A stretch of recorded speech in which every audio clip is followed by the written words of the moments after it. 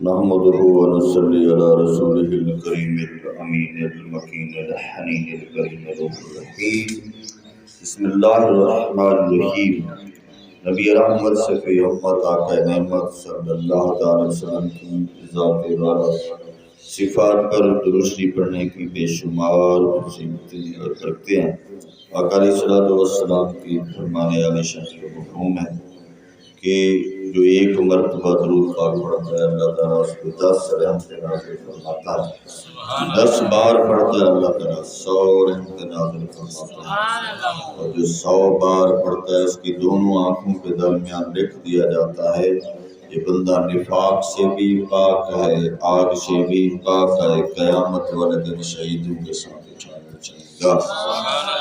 صلو علی الحبیب. آئیے قرآن مجید فرقان حمید سے ترجمہ و تفسیر سننے کی سعادت حاصل کرتے ہیں. بسم اللہ الرحمن الرحیم. وَظَلَّلْنَا عَلَيْكُمُ الْغَمَامَ وَأَنزَلْنَا عَلَيْكُمُ الْمَنَّ وَالسَّلْوَىٰ كُلُوا مِن طَيِّبَاتِ مَا رَزَقْنَاكُمْ وَمَا ظَلَمُونَا وَلَٰكِن كَانُوا أَنفُسَهُمْ يَظْلِمُونَ. ترجمہ کنز العرفان. اور ہم نے تمہارے اوپر بادل کو سایہ بنا دیا اور تمہارے اوپر من و سلوہ اتارا. ہماری دی ہوئی پاکیزہ چیزیں کھاؤ. اور انہوں نے ہمارا کچھ نہ بگاڑا بلکہ اپنی جانوں پر ظلم کرتے رہے. وَظَلَّلْنَا عَلَيْكُمُ الْغَمَامَ. اور ہم نے تمہارے اوپر بادل کو سایہ بنا دیا. فرعون کے غرق ہونے کے بعد بنی اسرائیل دوبارہ مصر میں آ کر آباد ہو گئے. کچھ عرصہ کے بعد حضرت موسیٰ علیہ السلام نے انہیں حکم الہی سنایا کہ ملک شام حضرت ابراہیم علیہ السلام کے ملک کے اندر ان کی اولاد کا جو مدفن ہے اسی میں بیت المقدس بھی ہے. اسے عمالقہ قبیلے سے آزاد کرانے کے لیے اللہ نے جہاد کا حکم دیا ہے. مصر کو چھوڑو اور جا کر شام کو اپنا وطن کرو. مصر کا چھوڑنا بنی اسرائیل کے لیے بڑا تکلیف دہ تھا. شروع میں تو انہوں نے ٹال مٹول سے کام لیا لیکن جب مجبور ہو گئے تو حضرت موسیٰ علیہ السلام اور حضرت ہارون علیہ السلام کی معیت میں روانہ ہونا ہی پڑا. تو راستے میں جو بھی کوئی سختی اور دشواری پیش آتی تو حضرت موسیٰ علیہ السلام سے شکایتیں کرتے. جب اس صحرا میں پہنچے جہاں نہ سبزہ تھا نہ سایہ تھا اور نہ غلہ تو وہاں پہنچ کر موسیٰ علیہ السلام سے دھوپ کی، گرمی کی اور بھوک کی شکایت کرنے لگے. حضرت موسیٰ علیہ السلام نے دعا فرمائی اور اللہ پاک نے اس دعا کی برکت سے ایک سفید بادل کو ان پر سائبان بنا دیا جو دن رات ان کے ساتھ چلتا رہتا اور ان پر ایک نوری ستون نازل فرمایا، ایک پلہ نور کا. ٹھیک ہے، اتنا بڑا بلہ نے عطا فرمایا جو آسمان کی جانب سے ان کے قریب ہو گیا اور ان کے ساتھ چلتا رہتا جدھر وہ جاتے.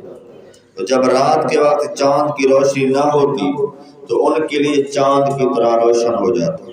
ان کے کپڑے نہ میلے ہوتے نہ پرانے ہوتے، ناخن نہ بڑے ہوتے اور نہ بال بڑھتے. یعنی اللہ نے ایسا کرم فرمایا. تو وَأَنزَلْنَا عَلَيْكُمُ الْمَنَّ وَالسَّلْوَىٰ. اگلے دن میں نے کچھ نہ کچھ اس کی سمری تو بتائی تھی کہ بنی اسرائیلی کیسے تھے، تو یہ انہی کا ذکر چل رہا. تو ان پہ پھر ایک کھانا خاص اتارا گیا، اس کا نام ہے من و سلوہ. اللہ نے فرمایا کہ وَأَنزَلْنَا عَلَيْكُمُ الْمَنَّ وَالسَّلْوَىٰ. ہم نے ان پر من و سلوہ اتارا. تو اس صحرا میں حضرت موسیٰ علیہ السلام کی برکت سے ان کے کھانے کا انتظام اس طرح ہوا انہیں من و سلوہ ملنا شروع ہو گیا. من و سلوہ کے بارے میں مفسرین کے مختلف قول ہیں. صلو علی الحبیب. من کے بارے میں ایک صحیح قول یہ ہے کہ یہ ترنج بین کی طرح ایک میٹھی چیز ہوتی ہے جو روزانہ صبح صادق سے طلوع آفتاب تک ہر شخص کے لیے ایک سا یعنی 4 کلو جو کئی زمانے سے ٹوپا دیا کہ مقدار اس کو ہر بندے کو ایک سا مل جاتا تھا اور لوگ اس کو چادروں میں لے کر دن بھر کھاتے رہتے تھے. ٹھیک ہے. بعض مفسرین کے نزدیک من سے مراد وہ تمام چیزیں جو اللہ پاک نے اپنے بندوں کو کسی مشقت اور کاشتکاری کے بغیر عطا کی ان پر احسان فرمائے. سلوا کے بارے میں صحیح قول یہ ہے کہ ایک چھوٹا سا پرندہ تھا، اور اس کے بارے میں ایک قول یہ بھی ہے کہ پرندہ بھنا ہوا بنی اسرائیل کے پاس آتا تھا.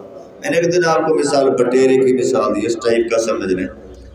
آتا تھا. اور ایک قول یہ بھی ہے کہ جنوبی ہوا اس پرندے کو لاتی، ہوا کے ساتھ وہ آتا اور بنی اسرائیل اس کا شکار کر کے کھاتے. یہ دونوں چیزیں ہفتے کو بالکل نہ آتی، ہفتے والے دن نہ آتی، باقی ہر روز پہنچتی.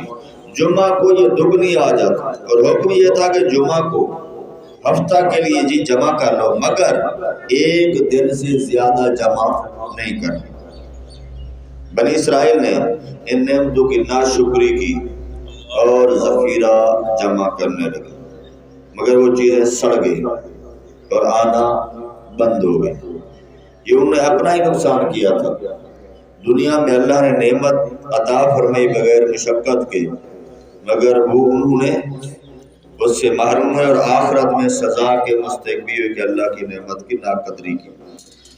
اگلی آیت ہے وَإِذْ قُلْنَا ادْخُلُوا هَٰذِهِ الْقَرْيَةَ فَكُلُوا مِنْهَا حَيْثُ شِئْتُمْ رَغَدًا وَادْخُلُوا الْبَابَ سُجَّدًا وَقُولُوا حِطَّةٌ نَغْفِرْ لَكُمْ خَطَايَاكُمْ وَسَنَزِيدُ الْمُحْسِنِينَ.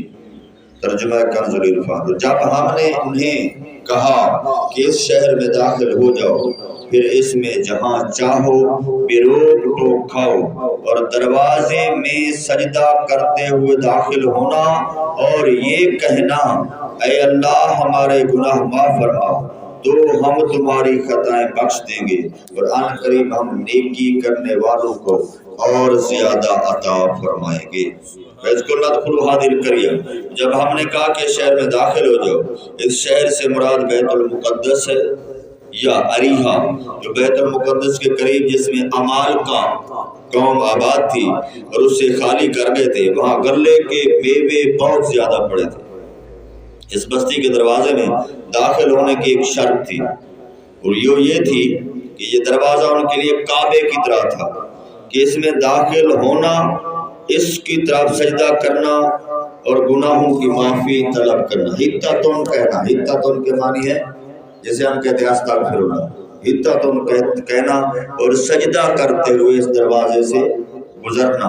مگر آگے دیکھیں لاڈلی قوم نے کیا کیا. بنی اسرائیل کو جب یہ حکم ملا کہ دروازے میں سجدہ کرتے ہوئے گزرو، تو انہوں نے زبان سے حطتن کہنے کے بجائے انہوں نے دونوں حکم کی مخالفت کی اور حطتن کے بجائے کوئی اور لفظ گاڑ لیا، اور زبان سے حطتن کہتے جائے تو انہوں نے سجدہ کرنے کے بجائے سرینوں کے بل گھسیٹ کے، جیسے بچہ نا گھیسی کرنا، سرینوں کے بل گھسیٹتے ہوئے اور توبہ و استغفار کا کلمہ پڑھنے کے بجائے مذاق کے طور پر حطتن کے بربائے حبتن فی شعر کہنے لگے، جس کا معنی ہے کہ بال میں دانا.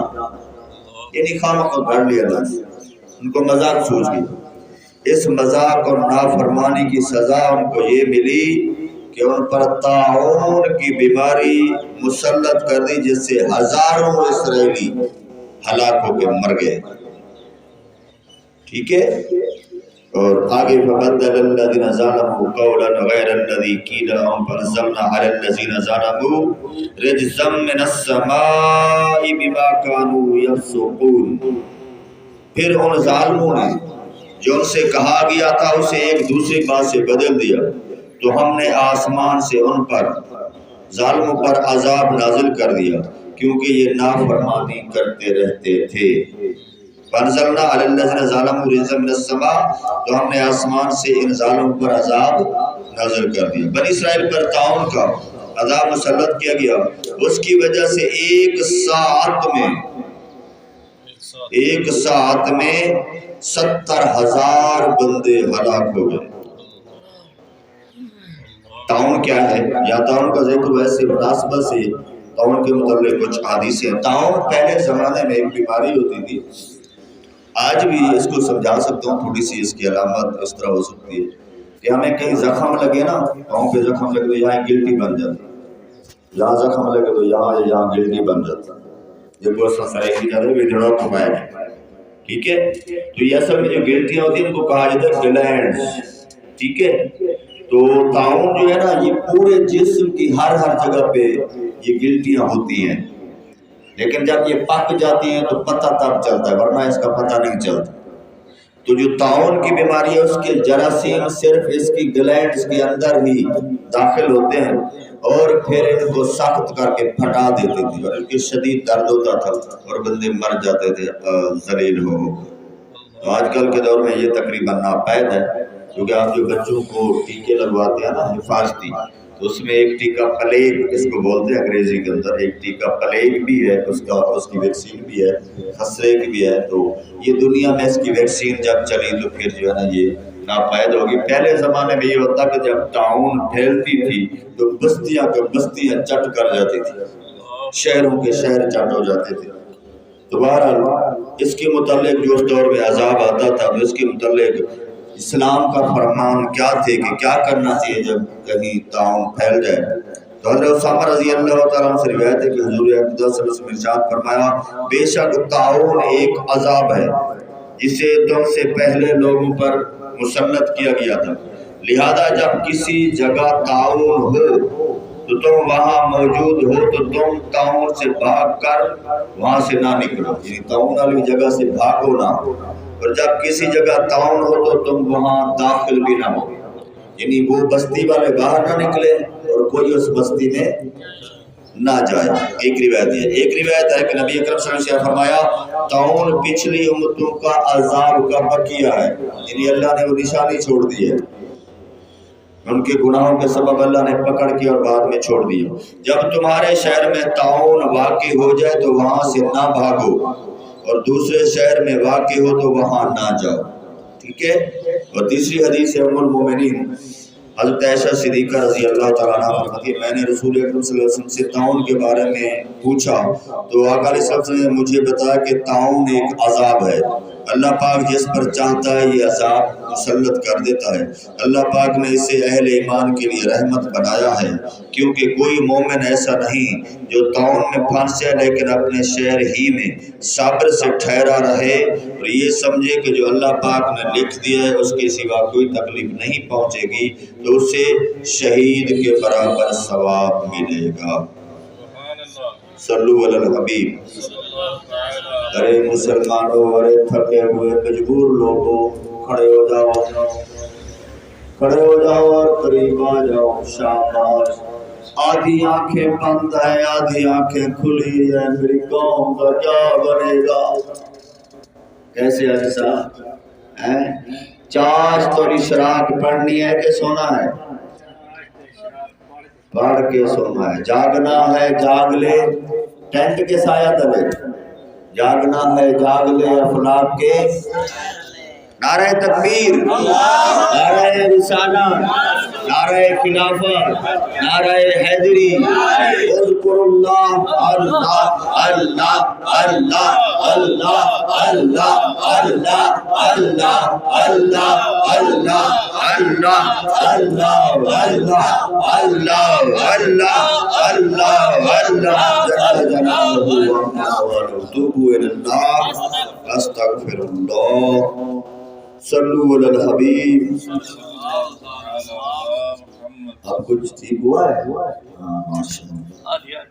ہاں، اللہ کریم کی رضا پانے اور ثواب کمانے کے لیے کچھ اور درس و بیان سن لیتے ہیں، ٹھیک ہے؟ ٹائم کیا ہوا ہے؟ 35-36 منٹ۔ کتنے پہ ہے طلوع آفتاب؟ طلوع آفتاب 36 پہ، اب 35 منٹ ہو گئے،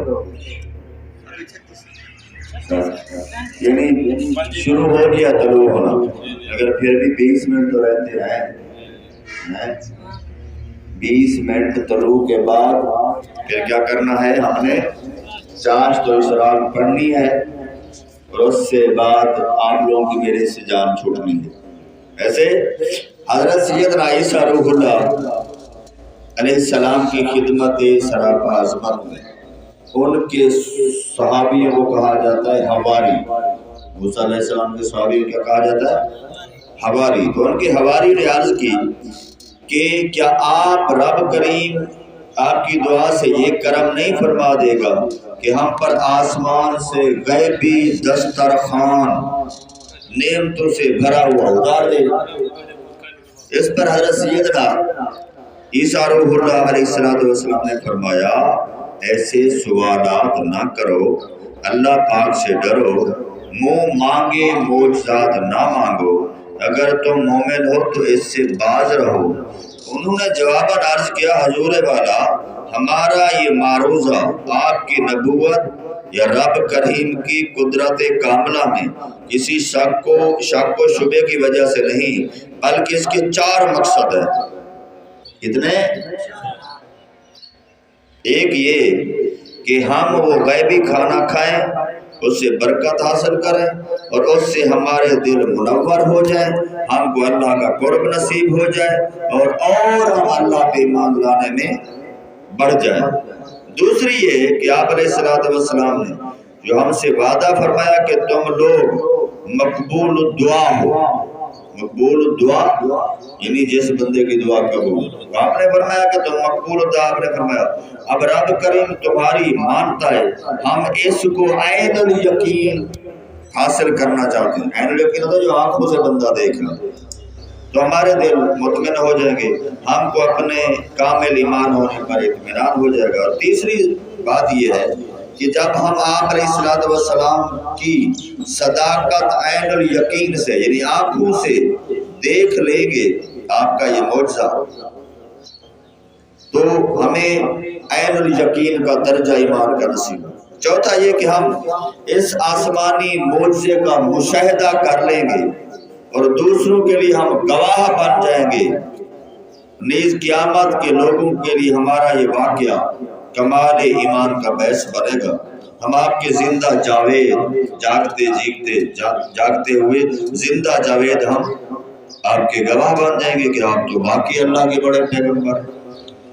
یہ ساری باتیں حضرت سلیمان فارسی و عبداللہ ابن عباس اور بہت سارے باقی مفسرین کا قول یہ ہے کہ جب حواری نے حضرت سیدنا عیسیٰ روح اللہ علیہ السلام کو ہر طرح کا اطمینان دلا دیا کہ ہم اس خوان سے خوان کہتے ہیں دسترخوان، ٹھیک ہے، تو محض شوق یا تفریح کے لیے نہیں مانگ رہے بلکہ اس سے تو ہم دین کے مقصد اور ایمان بڑھانا چاہتے ہیں. اب حضرت سیدنا عیسیٰ روح اللہ علیہ السلام نے ٹاٹ کا لباس پہنا. کون سا؟ ٹاٹ کا لباس پہنا اور رو رو کر اللہ کی بارگاہ میں ایک دعا مانگی. وہ دعا کیا ہے؟ اللہم ربنا انزل علینا مائدۃ من السماء تکون لنا عیدا لاولنا وآخرنا وآیۃ منک وارزقنا وانت خیر الرازقین. اے اللہ ہمارے پروردگار، ہم پر آسمان سے ایک دسترخوان سمجھ لے، خوان اتار کہ وہ ہمارے لیے عید بن جائے ہمارے اگلے پچھلوں کے لیے، اور ہم تیری طرف سے اس کو نشانی جان کر ایمان لائے اور ہمیں رزق دے، اور تو سب سے بہتر روزی دینے والا ہے. چنانچہ سرخ رنگ کا دسترخوان نازل ہوا، ایسا بادلوں میں ڈھکا ہوا آیا. یہ تمام لوگ اسے اترتے ہوئے دیکھ رہے تھے. یہ دسترخوان بادلوں کے آہستہ آہستہ نیچے اترا یہاں تک کہ لوگوں کے درمیان اس کو بچھا دیا گیا. حضرت عیسیٰ روح اللہ نے اس دسترخوان کو دیکھ کر بہت روئے اور دعا کی مولا مجھے شاکرین سے بنانا، الہی اسے ان حواریوں کے لیے رحمت بنا، عذاب نہ بنا. حواریوں نے اس سے ایسی خوشبو محسوس کی جو اس سے پہلے کبھی نہ انہوں نے دیکھی تھی نہ سنی تھی. حضرت سیدنا عیسیٰ روح اللہ علیہ السلام نے اور حواری سجدے میں گر گئے. حضرت سیدنا عیسیٰ علیہ السلام نے فرمایا کہ اسے کون کھولے گا؟ یہ خان سرخ غلاف سے ڈھکا ہوا تھا. تمام نے عرض کی حضور آپ ہی کھولے۔ چنانچہ سیدنا عیسیٰ علیہ السلام نے تازہ وضو کیا، پہلے نوافل پڑھے، دیر تک دعائیں مانگتے رہے، پھر دسترخوان سے غلاف ہٹایا تو اس میں ایسی چیزیں تھیں، 7 مچھلیاں، 7 روٹیاں، اور ان مچھلیوں پر سینے نہ تھے، یعنی کانٹے وغیرہ جو تھے وہ نہ تھے، اندر کا کانٹا نہ تھا، اس سے روغن ٹپک رہا تھا، جسے ہم تیز اس کے اندر ڈالتے نا گھی اور اس کو نکالتے ہیں تو ابھی وہ ٹپک رہا ہوتا ہے۔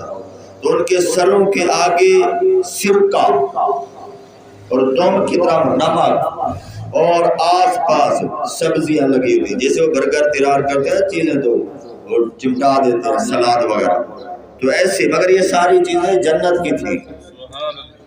بعض روایت ہے کہ 5 روٹیاں تھیں، ایک روٹی پر زیتون لگا ہوا تھا، ایک پر شہد، تیسری پر گھی اور چوتھی پر پنیر، 5ویں پر بھنا ہوا گوشت۔ منہ پانی آ شمعون حواری نے پوچھا اے روح اللہ، یہ کھانا جنت کا ہے یا زمین کا؟ فرمایا نہ زمین کا نہ جنت کا، یہ محض قدرت خدا سے ہے۔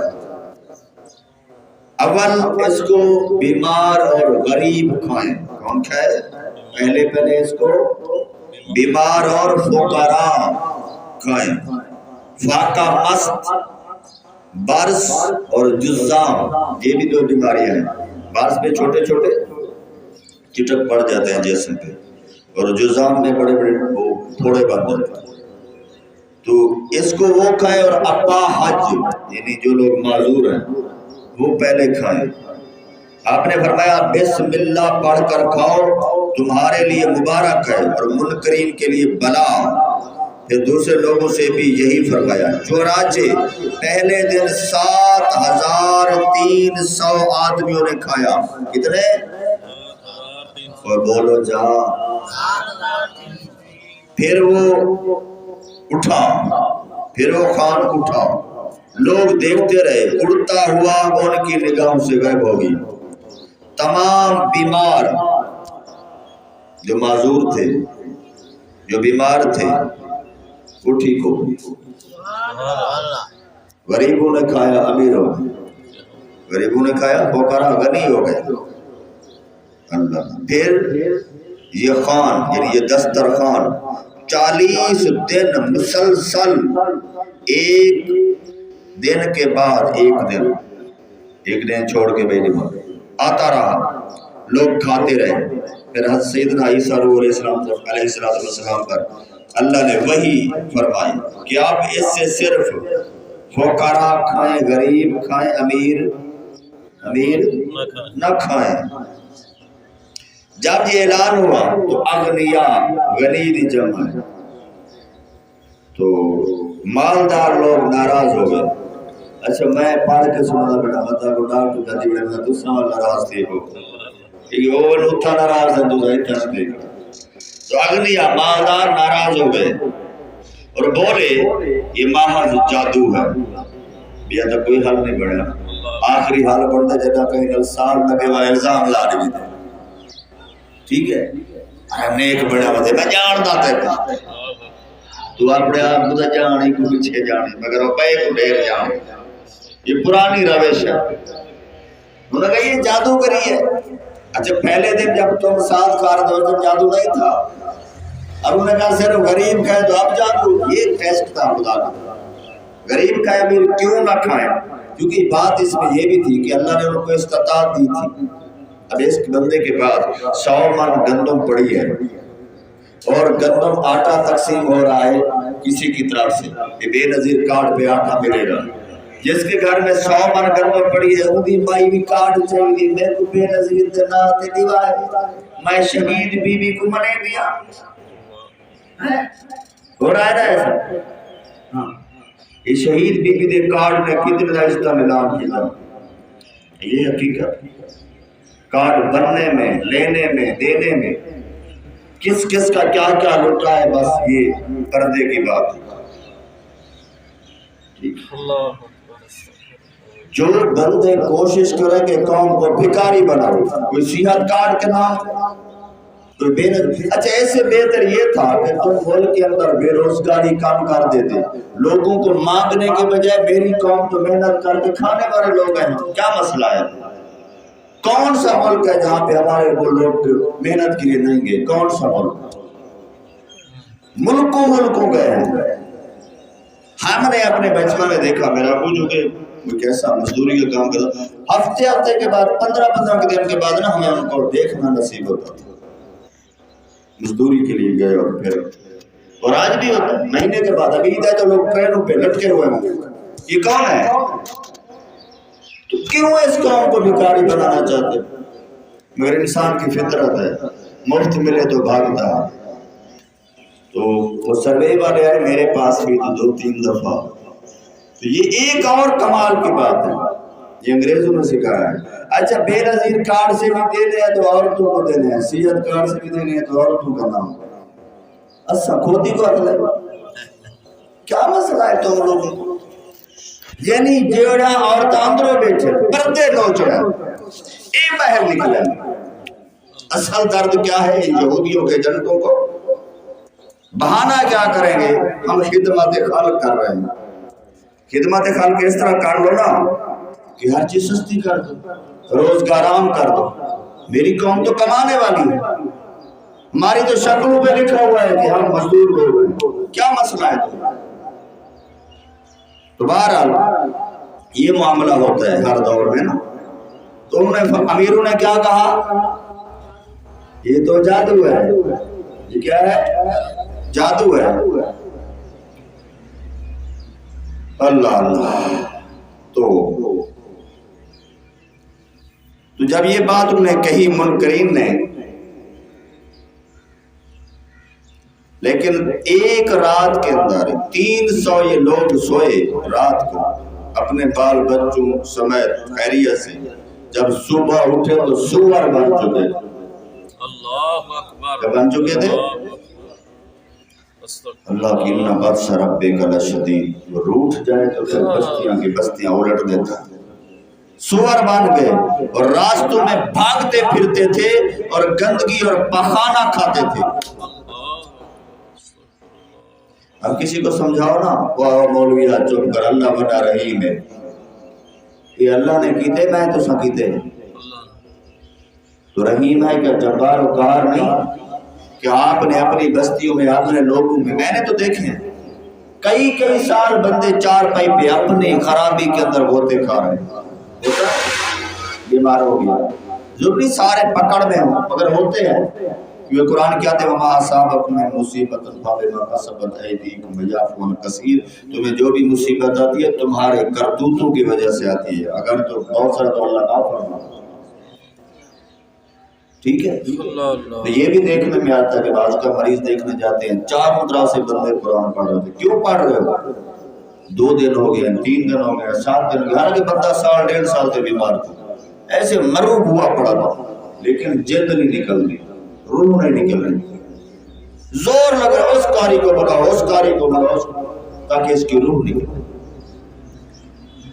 تو یہ مشکل معاملہ، اللہ واقعی رحیم ہے مگر اللہ کا حکم بھی تو ہے نا، ہمیں اللہ کا حکم پورا کرنا چاہیے، پھر ضرور رحیم ہے، ورنہ پکڑ لے اس سے کون پوچھنے والا۔